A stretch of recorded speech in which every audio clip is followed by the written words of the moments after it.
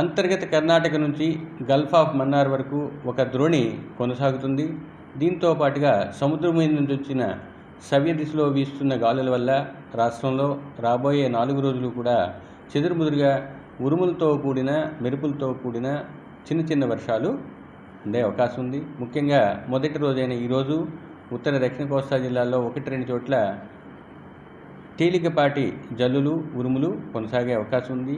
రేపటి నుంచి 4వ రోజు వరకు అనగా 20వ తేదీ వరకు క్షేత్రీయ విస్తృతి పెరగటంతో పాటు ఉరుములు మెరుపులు కొనసాగే అవకాశం ఉత్తర దక్షిణ కోస్తా జిల్లాల్లో ఉన్నాయి. ముఖ్యంగా 3వ రోజు దీని యొక్క విస్తృతి ఎక్కువగా ఉండే అవకాశం ఉన్నది.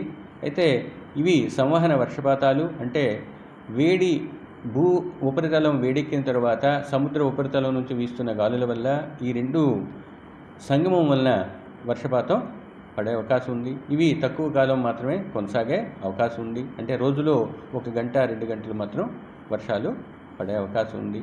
ఇక ఈరోజు రాష్ట్రంలో గరిష్ట ఉష్ణోగ్రతలు సాధారణ స్థాయిలో ఉండే అవకాశం ఉంది.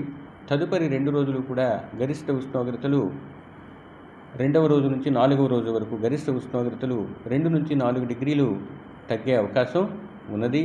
ఇక ఈదురుగాలులు ఈరోజు రేపు 30 నుంచి 40 గరిష్టంగా 50 కిలోమీటర్ల వేగంతో 1-2 చోట్ల వీచే అవకాశం కోస్తా జిల్లాల్లో ఉంది. మరియు 3వ రోజున 40 నుంచి 50 గరిష్టంగా 60 కిలోమీటర్ల వేగంతో ఈదురుగాలు వీచే అవకాశం ఉన్నది. ఇక మత్స్యకారులకు ఎటువంటి హెచ్చరికలు లేవు.